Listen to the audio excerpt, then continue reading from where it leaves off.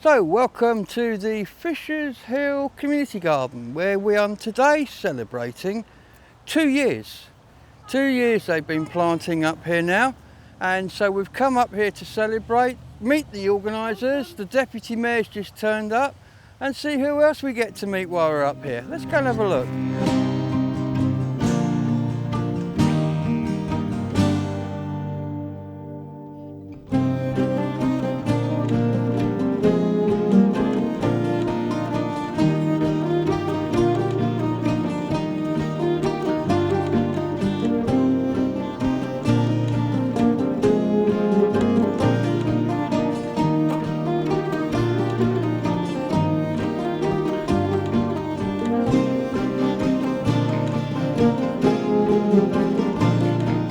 Well then, ladies and gentlemen, this is a picnic to celebrate 2 years of the garden, and it wouldn't be a picnic without food. And we've got a lovely display of food here waiting for people to eat it, including cakes, you'll notice.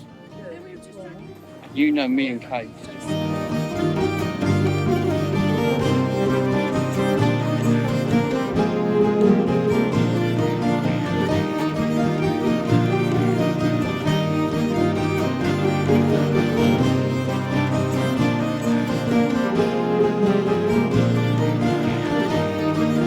They're now going to be shown how to scythe by this lovely young man who we met a couple of weeks ago at Amy's. I'll put a link in the description below.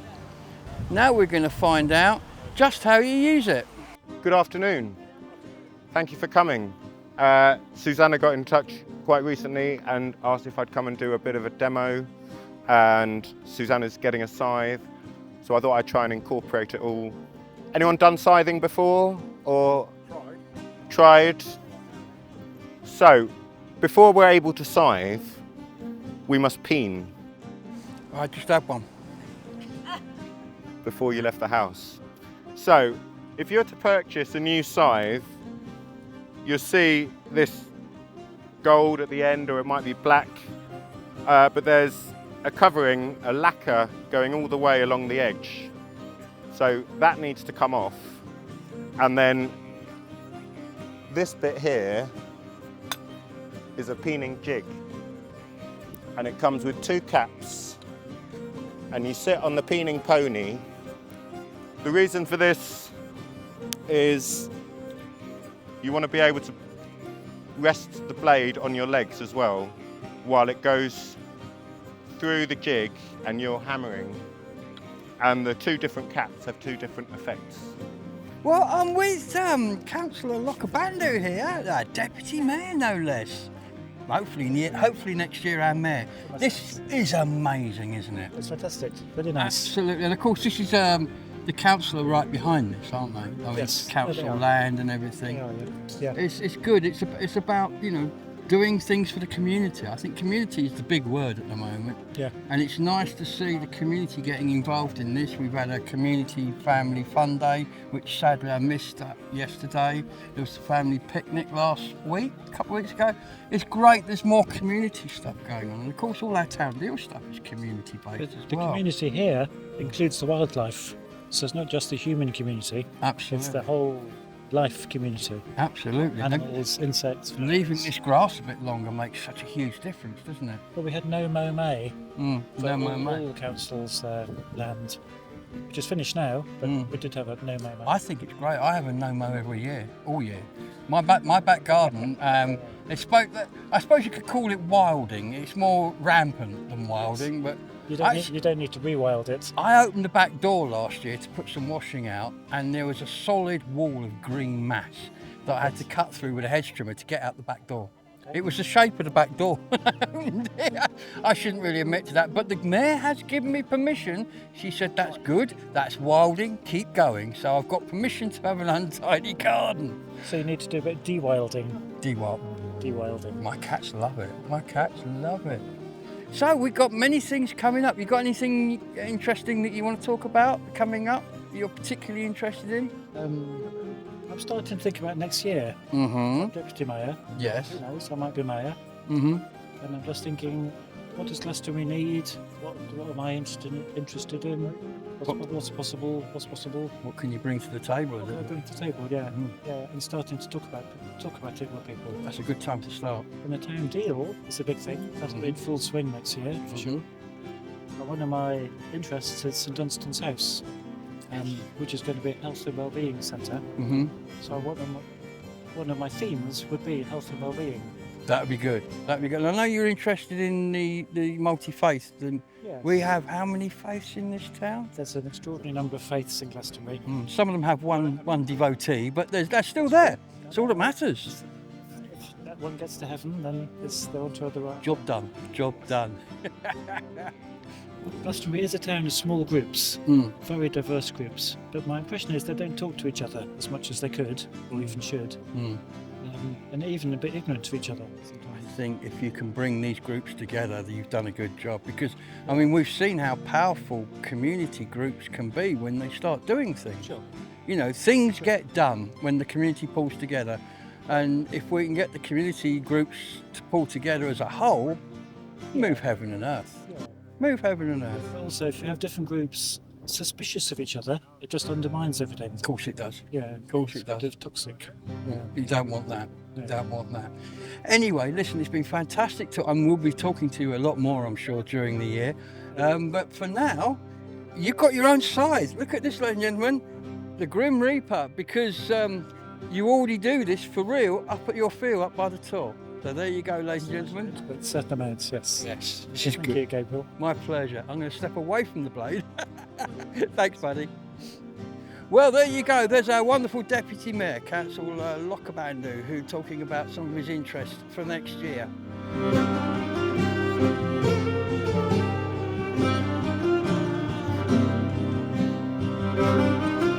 While people are practicing and having a go at scything, I'll keep an eye and peen this blade. This is my grass blade, which just comes to the end at a point.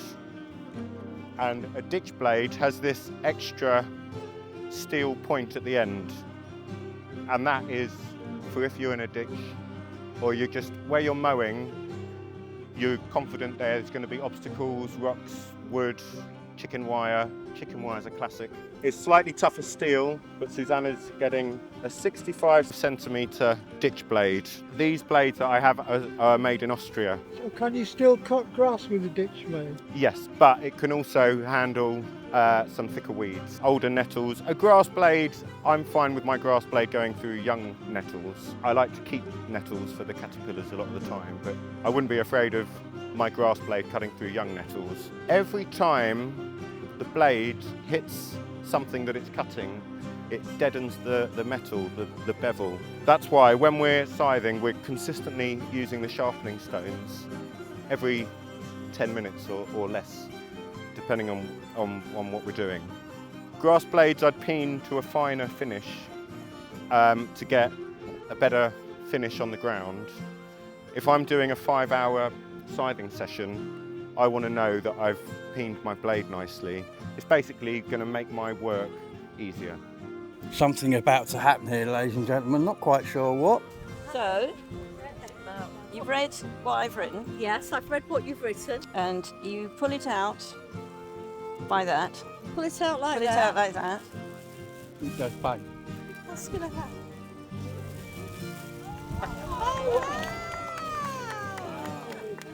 Can we put this up this hill? Here's a hook. Oh, wow. Thank you, Laura. Oh, we need to hang it from a high tree or something. So, thank you, Claire, for all your hard work on this special hill. Thank you. Everybody for coming. Thank you for your love and thank you for your love of the planet and the living things and the wind and the rain and the trees and the insects and the bees. I would like us all to give a big round of applause for Claire.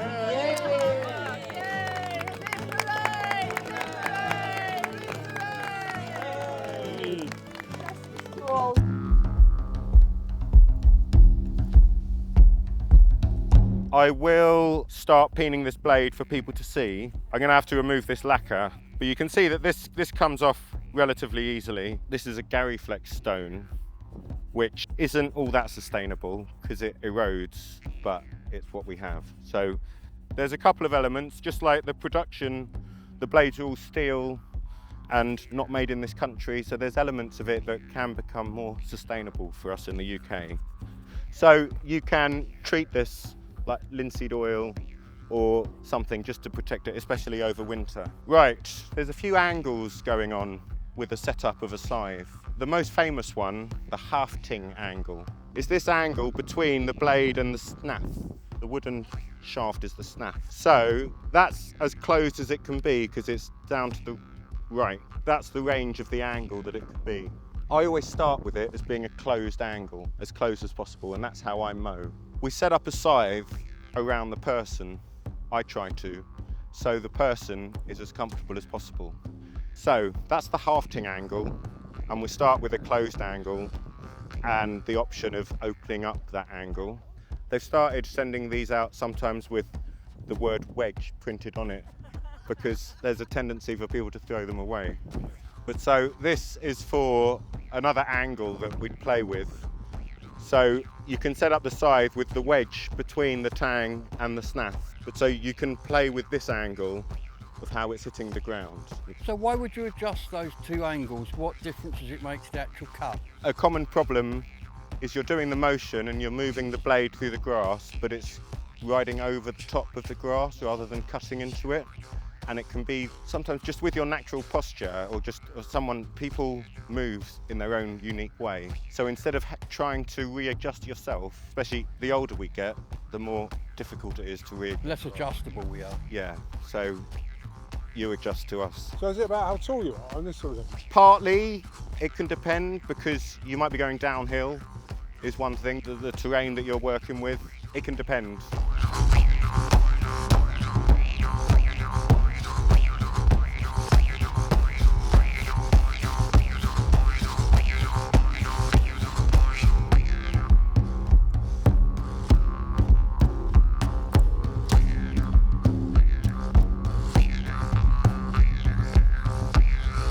So, ladies and gentlemen, I'm here with the lovely Claire. Hello, Claire. Hiya. How you do I look doing? at this or do You I look talk at to that, you? or I look at that. whatever you like. I can do whatever I like. Okay. Hi folks. It's a fantastic day, isn't it? I mean, it's windy, as you can hear on the microphones. We've been blown all over the place, but we've had a good turnout. People have shown up, and this amazing garden. 2 years you've been doing this. Only now. 2 years, and we've effected a transformation. You have. It's amazing. You absolutely have. Yeah, we've quadrupled our crop this year from last year. You might be able to see the beans that are behind us. Yeah, the beans are And fantastic. behind those we have broad beans, and behind those we have pumpkins and squash running rampant.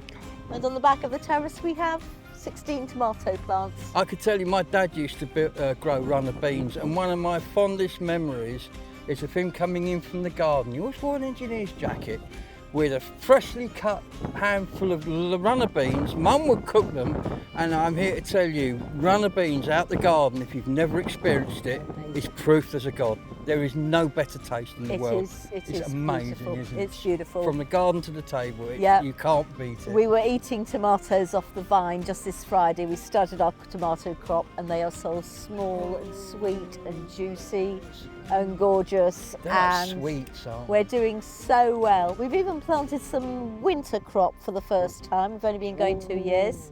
So we've interplanted the tomatoes with a few leeks.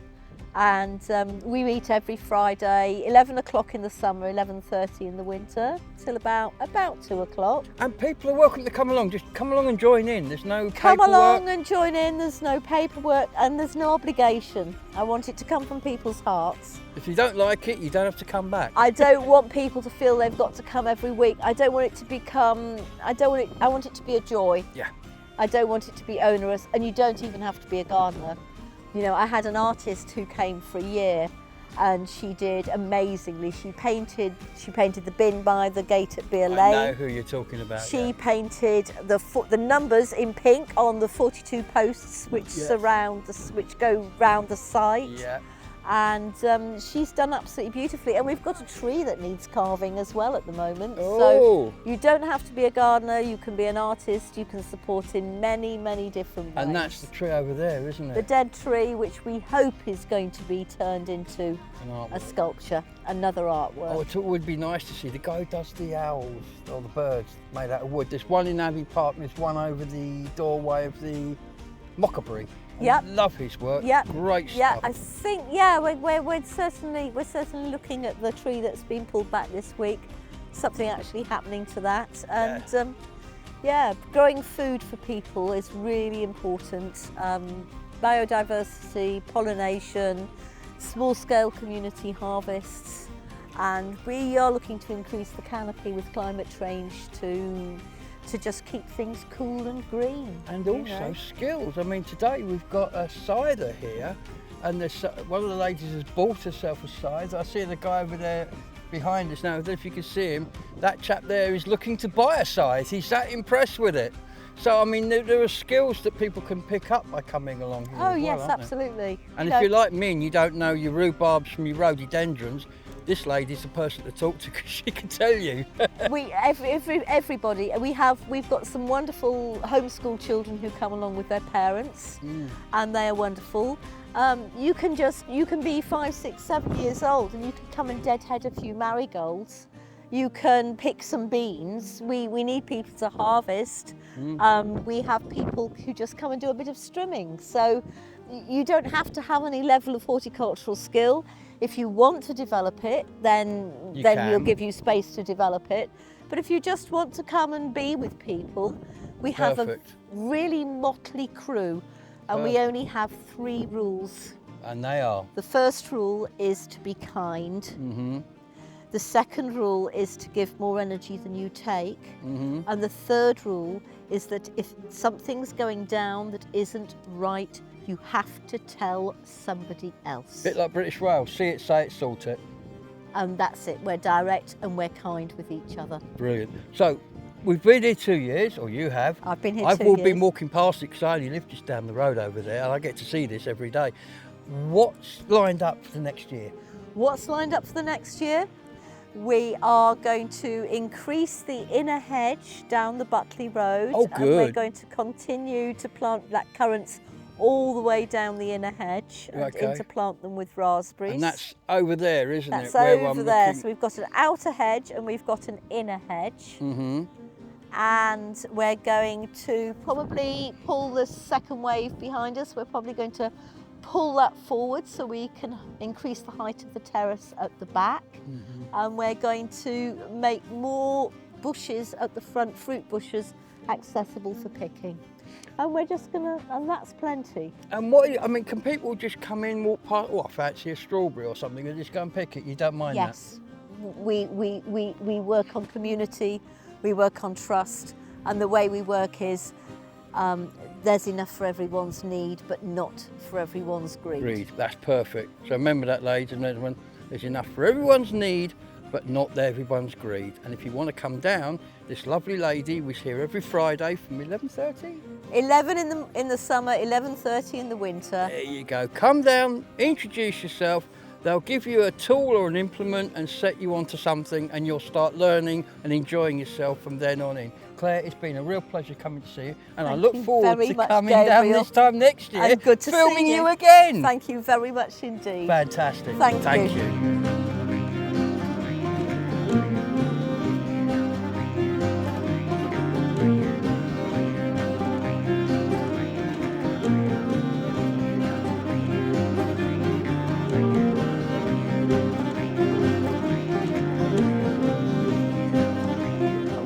This for Susanna. So we've done Susanna, we've measured her up for hand grips, whereby the right hand grip comes up to Susanna's hip bone, and then you mark out where the left hand grip goes by seeing the length of the forearm. I try and do as much as I can with the blade covers still on. I don't hammer at home, but I do remind people that you're working with what could be a very lethal blade. Sharpening stones. I use a series of 3. You can get 5, and a lot of scythers will have something, a sheath on their belt or waist, holding one. So if I was doing that, I'd hold the super fine sharpening stone in there. And I've got a coarse and a medium. Yeah, if you're doing fairly heavy grass and doing quite a long session, I'd have my pot of sharpening stones and be sharpening very regularly, like every 10 minutes or so, and maybe the superfine one more often than that. You do see some different techniques, and I say if it works for you, then do it, great. But what I was taught and how I do it is you use the edge of the blade, this bit sticks out, you use that as a kind of marker to touch there, touch the blade, and it's the angle, that's the angle that you want to get. And then you do a backstroke for the burr, the very small, almost invisible bits coming off the bevel. So it's doing, brings one of the first sounds of scything, which is like the ringing of the blade, which I always think is a nice sound, and might need to hold a bit further down. Direction is going in line with the bevel. Are there many people here who fancied having a go today at scything? Gabriel, were you having a go? I'll have a go, yeah. I've tried anything once. Is anyone else wanting to have a go, or have a go? Does it make any difference if you're left or right-handed? Would you? No, it doesn't. It's a two-handed activity, much like driving is. No, I just was thinking, God, I'm strongly left-handed, so I'd have a different, yeah, interesting. Everyone can join in the scythe chi. So you need to do this. Anyone who's wanting to have a go will need to do this. So we do this at the start of a lesson. You want to be your classic shoulder width apart, strong stance. You're unmovable from that position now, but you're bouncy on your knee and you're rotating your waist as far as it can go in each direction. And while we're scything, the right hand is wanting to put force downwards. So the right hand's putting force downwards, the left hand is doing the final pull and making sure you pull all the way to the left. And you can emphasize that by exhaling somewhat, like in karate. Like, you can also go up onto your right toe, lift your right heel to emphasize that you're really going round to the left. I better show you some scything. This is how we carry our scythe. The guard is off because I'm just about to scythe somewhere here, but not carrying like this, please. Can anyone tell me why they think you wouldn't carry it in your left hand, but you would carry it in your right hand? Any takers? It's because it's pointing in that direction. So that's pointing out and away, whereas that's pointing right at me. I'm gonna go right here. So I thought that the grass is largely going in this direction. So when it's lying down, you want to be able to get underneath it and get behind it. Resting in your left hand grip, the heel is on the floor. You're not carrying at all, it's just resting. You can put your hand right there on your hand grip and turn to the left. And it's all in the waist. So there's a term that made it click for me a bit more, which is ironing the grass. Trust me, in watching some people have a go, and this is why anyone having a go, I'm going to ask you to stay in your individual space. The chances of you witnessing things like this are quite high, okay? You then kind of follow the arc that you're at. You don't need to try and take a massive bite and try and cut loads out. And then shuffle, you'll be shuffling forwards. And ideally leaving a nice row of cut grass behind you. And Larry, when they used to scythe in the meadows, did they have a sort of chant as they were going along, do you know? I've been told that the song One Man Went to Mow a Meadow was sung. And so at the start of the song, the first man would start mowing. And when they sing "Two men went to mow," the second man starts, and so they're staggered, and because each time the song gets a little bit longer, so they're in order. If you team mowing is one of the nicest things to do, but if you catch up with the person who's supposed to be in front of you, then you just swap position. No ego, no pride, just teamwork. You think you can keep going? Yeah? Right, while you're having a practice, everyone else can come and see some peening.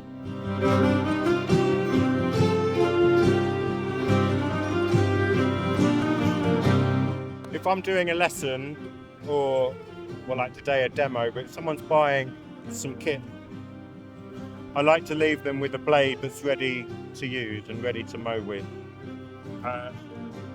Some people will leave kind of weekend course learning scythe, and the last thing that will happen is they get to purchase their own scythe.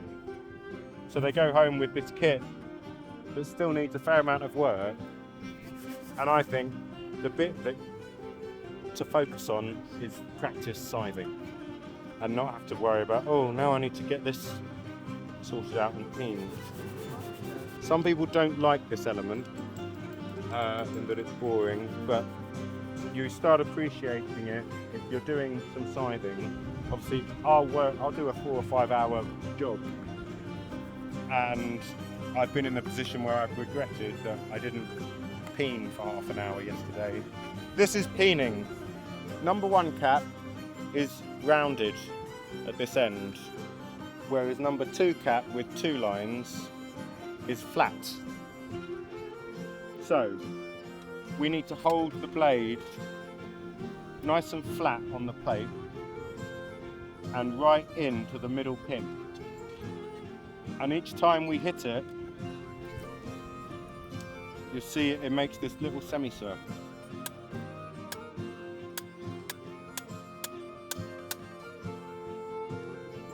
Can you see that? Yeah. You need the glint of the sun a bit. So, if you can see semicircles, then you've gone too quickly. The effect that you want to get is just creating a parallel line with the end of the blades. That's what you're doing. You're pushing down just this bit, squashing it just that little bit. As you put pressure in to be hitting the middle, it helps the blade kind of skip. Okay, Kevin. Quick demonstration on how to scythe here. My first time of scything. From my master.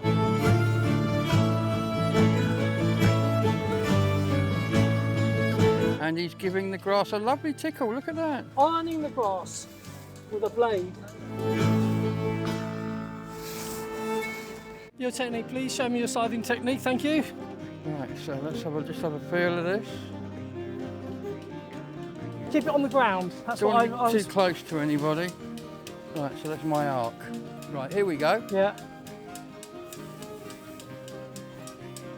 Now, right on the ground, Gabe. Keep it on the ground. That's it. You're ironing the ground, basically. Ladies and gentlemen, as you can see, I am absolutely hopeless at this. For some reason. I think it's not set up for me, that's my excuse. It may be slightly for somebody of a different height. It probably is. It's not set up for somebody of my stature because I'm actually rearranging the grass rather than cutting it.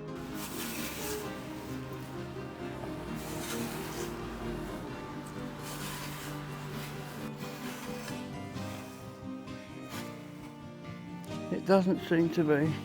I think I've got a blunt one here. Okay, what was your experience like then, Gabe? Rather unconvincing actually. As you can see, looking at the ground here, I've not mown it, I've actually rearranged it slightly. But you see, what I can tell you is this should be the same height as my hip bone. Not, and this distance here should be from my fingertips. So it's definitely not set up for me. So that's my excuse. So I'm going to hold it that way, so that it's pointing out in my right hand rather than my left, and I'm going to go and get a guard put on it. And admit defeat. Well, ladies and gentlemen, as you can see, Larry's busy sharpening his blade. If you remember from a couple of weeks ago when we saw that talk over his street, I hope you enjoyed seeing today actually me making an idiot of myself and Larry showing us how it's done properly. My excuse was it was too long, it was too big, I wasn't the right size, but hey, practice makes perfect. So thank you for Larry for showing us again, and I'll put his details in the description like I did last time if you're interested in learning more. Well then, ladies and gentlemen, I hope you've enjoyed today's video from here up at the gardens at the top of Fisher's Hill, where loads is going on today. And the picnic, which has attracted a load of people, is about to come to an end. So I'm going to go home now because I've got a home to go to and I've got to put this film together. But for now, thank you for watching, and I look forward to seeing you on the next video, wherever and whenever that is going to be, because I haven't got a clue. But for now, bye-bye.